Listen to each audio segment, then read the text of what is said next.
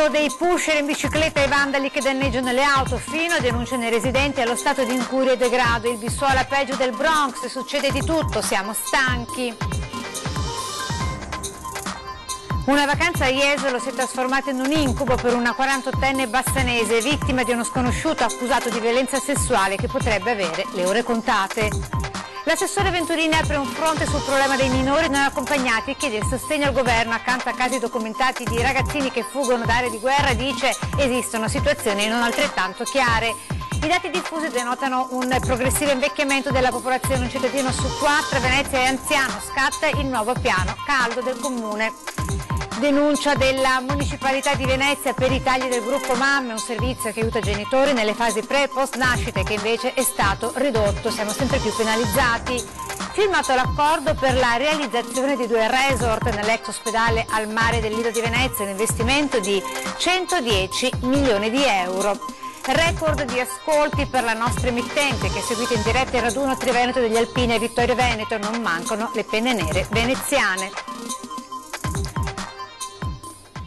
Buonasera e ben ritrovati in diretta con il telegiornale di Venezia di Antenna 3. L'avete sentito dai titoli, in primo piano il Parco Bissuola, una zona, questa della Bissuola, definita dai residenti peggio del Bronx, dove succede veramente di tutto, dal pusher inseguito in bici ai vandali che denunciano i residenti, fanno diventare il quartiere un vero e proprio Bronx dove si vive in uno stato di incuria e degrado. Allora vediamo tutti i particolari nel nostro primo servizio. Questa volta la fuga in bici non è stata sufficiente per uno spacciatore 29enne del Gambia che al Parco Bissuola, nel tentativo di fuggire, è stato fermato e arrestato dai carabinieri. Nelle tasche dei jeans nascondeva 2 involucri con circa 30 grammi di marijuana pronta per essere venduta. Ma non è l'unico episodio che ha come teatro il parco. Sabato mattina alcuni residenti hanno trovato le loro auto, una decina, posteggiate tra via Bissuola e via Pisani, danneggiate con chiavi o punteruoli. Ci vorrebbero forse più telecamere in giro in maniera di vedere se si riesce a contattare queste persone, anche quelli che lasciano tutto quello che tolgono a casa, li lasciano. Più pulizia, più controllo, anche i vigili non se ne vede neanche uno qua, mai, non so, era qua ma non si vede. Secondo molti residenti, nonostante l'eliminazione dei famosi cubi e il passaggio dell'esercito, la situazione non è migliorata, anzi, dice qualcuno, la chiusura dell'ufficio anagrafe potrebbe creare terreno fertile alla criminalità. È un luogo che va rivitalizzato. In che senso? Per combattere il degrado bisogna che tutte le istituzioni, gli edifici che sono all'interno del parco non vengano chiusi, ma anzi vengano potenziati. E ci sono varie associazioni che operano nel parco, come vediamo qui l'Arcobaleno, ma ci sono anche altri, la Polisportiva Bissuola, Bocce in Libertà. Chiediamo che queste restino e che rimanga aperto e pubblico il centro civico e di cui chiediamo anche la riapertura di tutti quei servizi che c'erano un tempo, tipo il servizio anagrafe.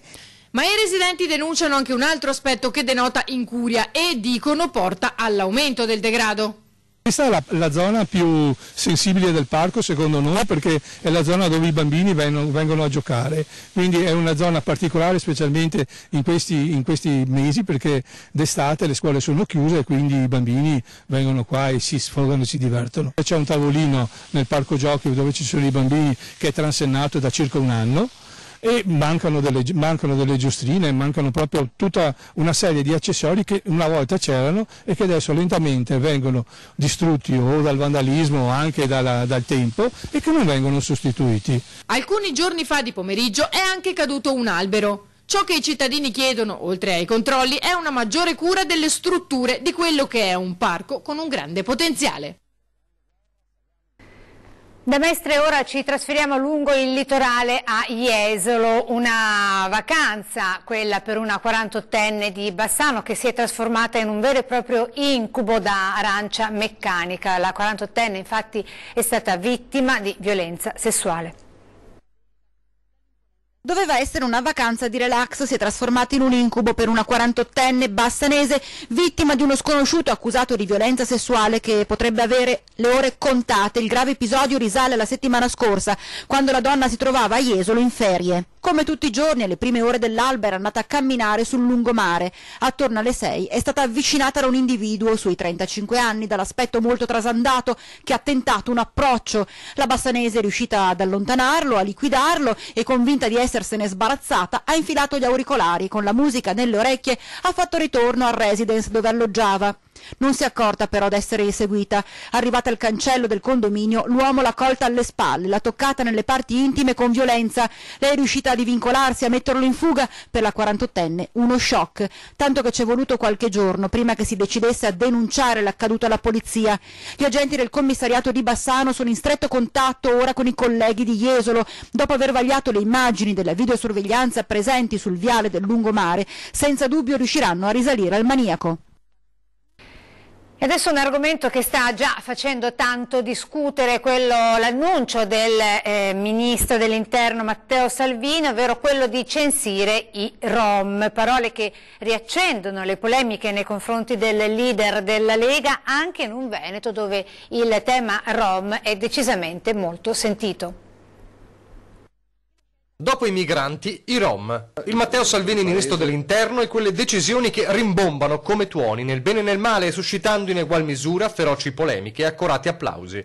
Dai porti chiusi al censimento dei Rom, quello che annuncia ai microfoni di Tele Lombardia. Al Ministero mi sto facendo preparare un dossier sulla questione Rom in Italia perché dopo Maroni non si è fatto più nulla ed è il caos.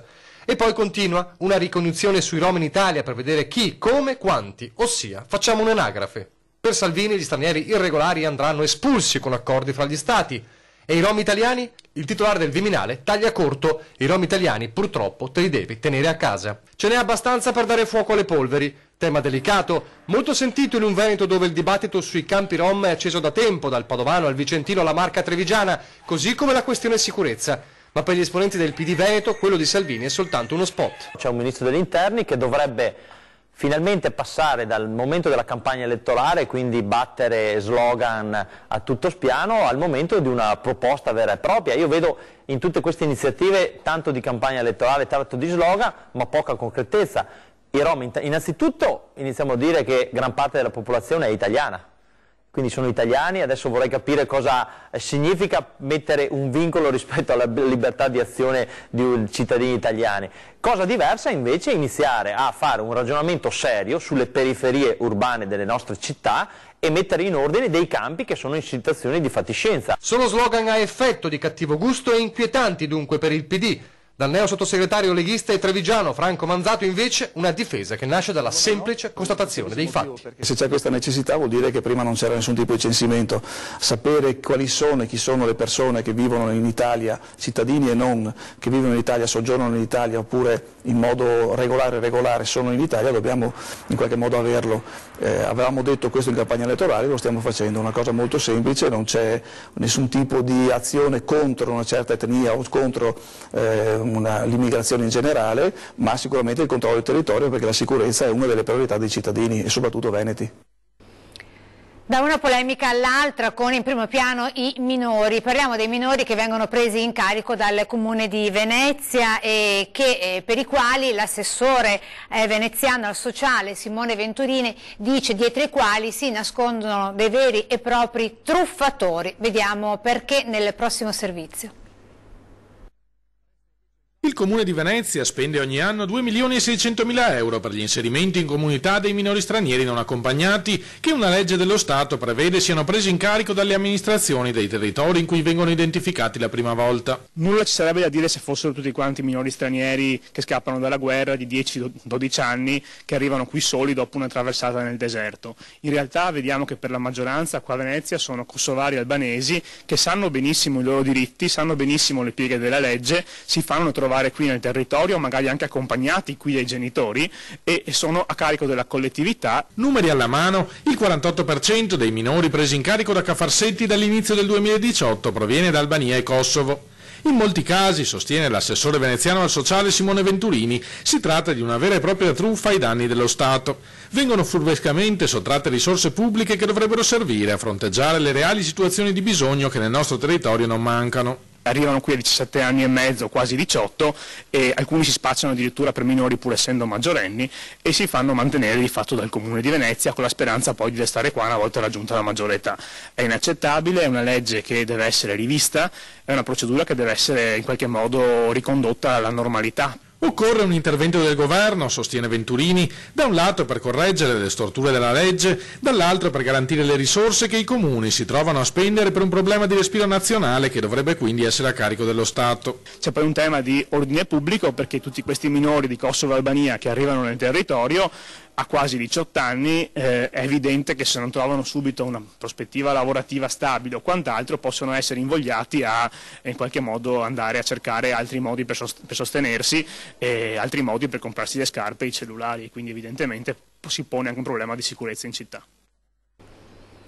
Da buco nero della città a simbolo del lusso è il destino tracciato per l'ex ospedale al mare del Lido di Venezia. Sulla struttura abbandonata dal 2006 è diventata simbolo del degrado nell'isola. È stato firmato oggi l'accordo tra Cassa Depositi e Prestiti, Club Med e il gruppo Hotel Tourist. Dal complesso dismesso nasceranno 2 strutture alberghiere, un resort di lusso con 350 camere rivolto alle famiglie, aperto per 9 mesi su 12 per la parte di Club Med, e un hotel a 4 stelle superior di 180 camere per quella di Hotel Tourist. L'investimento complessivo ammonta a oltre 110 milioni di euro.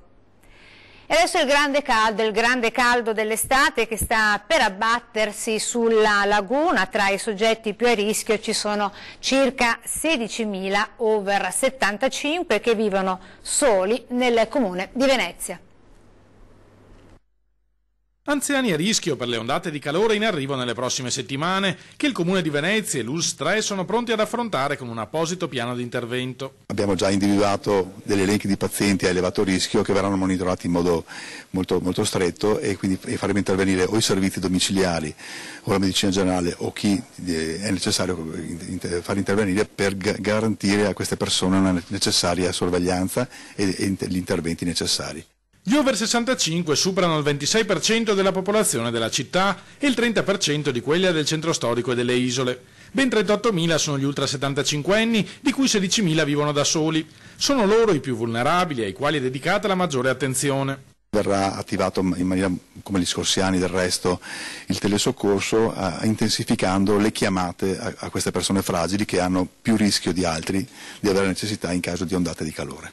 La solitudine, ricordano dal Comune, è uno dei fattori che aumentano il rischio di trovarsi in una situazione di pericolo. Anche per questo l'invito a tutti gli anziani è di rivolgersi al loro medico di base, al farmacista o anche semplicemente ai vicini di casa, oppure di recarsi in uno dei molti ambienti climatizzati aperti al pubblico, come musei, biblioteche e centri anziani.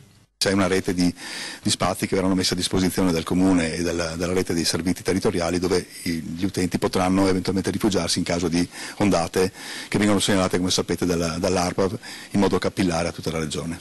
L'elenco completo di questi luoghi si trova in un opuscolo che sta venendo distribuito in questi giorni.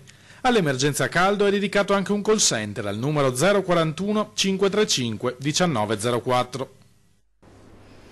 Denuncia della Municipalità di Venezia per la riduzione del gruppo Mamme, un servizio che aiuta i genitori nella fase pre e post nascita e che invece è stato drasticamente ridotto.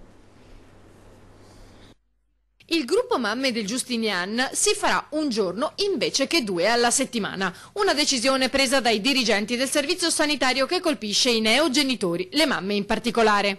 Hanno la possibilità di essere aiutate sia a livello domiciliare con l'accesso di una infermiera a casa che aiuti queste mamme che magari sono alle prede con questo primo bambino e non sanno come fare, sia poi a livello di pediatrico con un accesso appunto 2 volte alla settimana presso questo ambulatorio dove il pediatra spiega, aiuta queste mamme che sappiamo nella fase dei primi mesi di vita possono avere anche delle grosse difficoltà, oltre che dal punto di vista pratico, anche dal punto di vista psicologico. È in questa sorta di miopia, denunciano dalla Municipalità di Venezia, che si registra un altro passo nella riduzione dei servizi offerti alla cittadinanza, andando a colpire proprio chi, mettendo al mondo dei figli, costituisce una risorsa per invertire la tendenza allo spopolamento.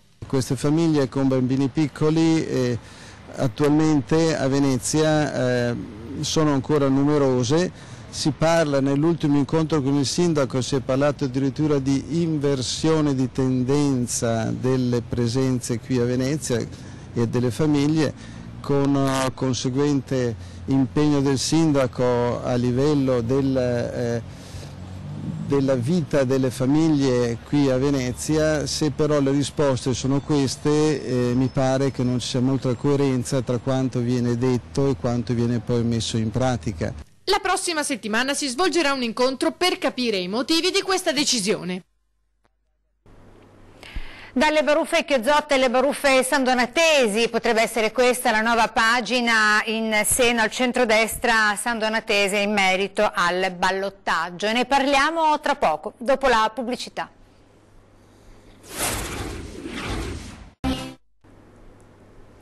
Di nuovo in diretta, ben ritrovati con le notizie veneziane dei telegiornali di Antenna 3. In primo piano le polemiche in seno al centrodestra di Sandona di Piave, impegnato nel ballottaggio con la candidata leghista Francesca Pilla, che prova a calmare gli animi firmando una lettera aperta rivolta a tutti gli elettori di centrodestra.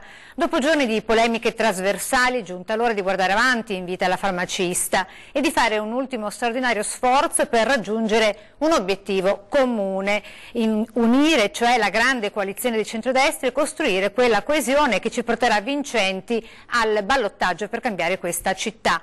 Faccio quindi appello a tutti gli elettori che credono al valore dell'unità politica, a chi non ha votato al primo turno di queste elezioni e chi non si riconosce in questa amministrazione uscente, alle voci libere della nostra città, a superare le divisioni e a riunirsi affinché si possa arrivare ad una sintesi di efficacia che dia il senso di una vera coalizione e soprattutto che consenta la ricomposizione del centrodestra per il bene di Sandona di Piave. Basta ai tornaconti personali, è arrivato il momento di fare gli interessi della città e dei sandonatesi. Così, in una lettera aperta, la leghista Francesca Pilla. E se a Sandona di Piave i toni dello scontro interno al centrodestra continuano ad alzarsi, a Martellago fa scalpore l'appoggio di Alessio Boscolo alla candidata PD Monica Barbiero. Vediamo. Scompagina le carte a Martellago l'apparentamento tra Monica Barbiero, sindaca uscente candidata al ballottaggio per il PD, e Alessio Boscolo, il terzo classificato al primo turno con una lista civica ma vicina al centrodestra. Barbiero, uscita dalle urne con il 34% contro il 41% dello sfidante leghista Andrea Saccarola, torna così favorita sulla carta, augurandosi di sommare al suo punteggio il 17% portato a casa da Boscolo. Abbiamo deciso di privilegiare l'aspetto civico dei nostri programmi, spiega, lasciando da parte le logiche di partito. I punti in comune sono davvero molti. Daremo una spinta ancora importante alla videosorveglianza e quindi alla sicurezza del territorio, che era stato un loro punto importante e che per noi era una continuità rispetto alla partenza che abbiamo fatto nell'altra amministrazione. Loro parlavano di un centro diurno per anziani, noi parlavamo del caffè Alzheimer, che è questa sorta di luogo dove si incontrano le persone con questo tipo di grave malattia, ma anche di appoggio ai familiari, e quindi abbiamo messo insieme queste due idee importanti. E mentre dallo schieramento avverso si grida all'inciucio e al radimento, Barbiero non si scompone, ricordando che l'apparentamento è una forma di accordo prevista e incoraggiata dalla legge elettorale. Nell'apparentamento c'è la trasparenza, la correttezza, noi diciamo ai cittadini cosa stiamo facendo e cosa decidiamo insieme. Questo per me è la correttezza e la trasparenza di un mandato. Torniamo a parlare di caldo perché con l'inizio della stagione estiva si sa ci sono anche i primi tuffi dal pontile. Purtroppo un 21enne straniero ha subito un gravissimo trauma cervicale, ora rischia la paralisi. Domenica, ieri, verso le 17, si è tuffato poco distante da Piazza Mazzini. Le sue condizioni sono apparse subito gravi. È stato soccorso dai bagnanti che hanno lanciato l'allarme al 118, giunto sul posto poco dopo. I sanitari hanno trasportato il ragazzo d'urgenza al pronto soccorso di Jesolo e poi trasferito all'ospedale di San Donà di Piave, dove è ricoverato in prognosi riservata. Si tratta del primo caso dell'anno e si riapre come sempre la polemica per la pericolosità dei pontili. Consapevole dell'impossibilità di chiuderli, Daniele Bisona della Civica Jesolo aveva proposto una campagna di sensibilizzazione più incisiva, con cartelli decisamente più crudi, diciamo così, nei quali venissero indicate le possibili conseguenze di certi gesti, quale questo del 21enne straniero. Restiamo a Jesolo con la polizia che ha denunciato una donna che per ore, pensate un po', ha lasciato il suo cagnolino chiuso nell'auto, sotto il sole. Ha lasciato il suo cane chiuso in auto per ore. È stato un ragazzo che stava andando in spiaggia a Jesolo a notarlo verso mezzogiorno e quando è rientrato verso le 18 ha visto che l'animale, un cocker, era ancora lì. Quindi ha avvisato il 113. I poliziotti sono risaliti al numero di telefono della proprietaria del veicolo, un'italiana 54enne, ma i tentativi di rintracciarla sono stati inutili. Così hanno forzato il finestrino, lasciando un po' aperto per favorire il ricircolo d'aria e senza rompere il vetro sono riusciti ad aprire l'auto.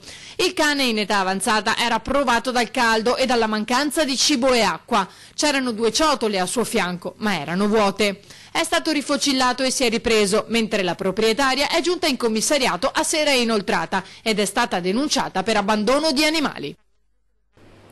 Ebbene, le sta. Ascolti i record invece per la nostra emittente per la diretta del raduno Triveneto degli Alpini a Vittorio Veneto. Allora ripercorriamoli insieme nelle prossime immagini. In 30.000 lo sfilamento, in centinaia di migliaia davanti agli schermi della nostra emittente. Ascolti record per il raduno Triveneto degli Alpini a Vittorio Veneto nel centenario della fine della Grande Guerra. Una nottata di festa sabato nell'attesa dello sfilamento domenica, complice la bella giornata di sole a cui non potevano mancare le penne nere veneziane. Ancora ascoltare il vento che gonfia le vele. E ancora ascoltare il vento che ti fa dire Marietta monta in gondo e a che mi te porto al lido, mi no che non me fido, ti si massa un impostor.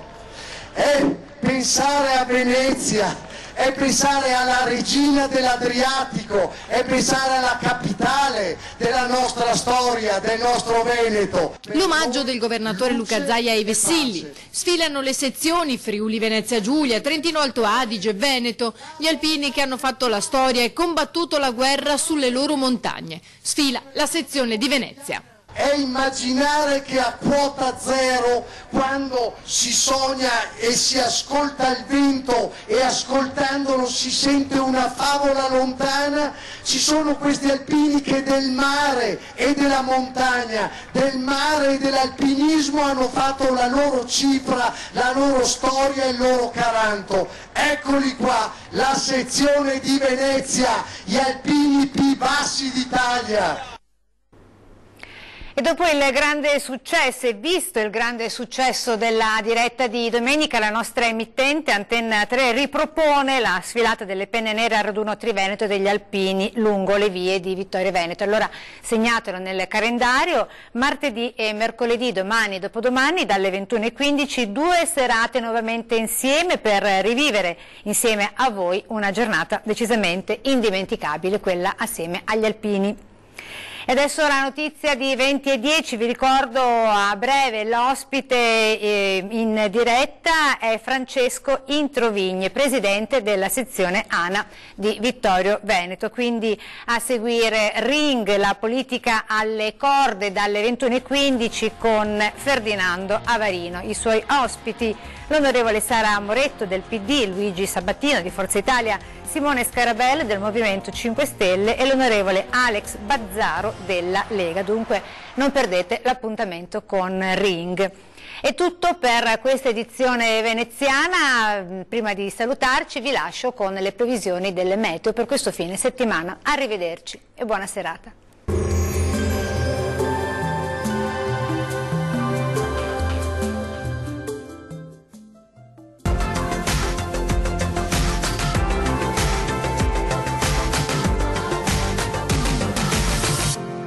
Ben ritrovati al meteo. Bel tempo prevalente sulle nostre regioni. Vediamo il dettaglio di martedì 19 giugno. Sul Veneto splendida giornata di sole. Sulla nostra regione infatti il cielo si presenterà sereno o al massimo poco nuvoloso un po' su tutti i settori. Possibili locali addensamenti sulle aree montuose ma senza altre conseguenze. Temperature minime tra 16 e 21 gradi. Valori massimi compresi invece tra 26 e 31 gradi circa. Non cambia di molto la previsione sul Friuli Venezia Giulia. Anche sulla nostra regione sarà una bella giornata di sole. Su tutti i settori il cielo si presenterà sereno o al massimo poco nuvoloso. Possibili soltanto isolati addensamenti ma del tutto innocui. Temperature minime tra 16 e 18 gradi. Massime comprese invece tra 28 e 31 gradi circa. Diamo uno sguardo infine alla situazione del Trentino Alto Adige. Sarà in prevalenza soleggiato con cielo al massimo poco nuvoloso. Non si escludono tuttavia locali addensamenti sui settori di confine ma che non dovrebbero dar luogo a temporali. Temperature minime tra 15 e 16 gradi. Valori massimi oscillanti invece tra 29 e 32 gradi. Dal meteo di Antenna 3 per ora è tutto. Arrivederci al prossimo aggiornamento.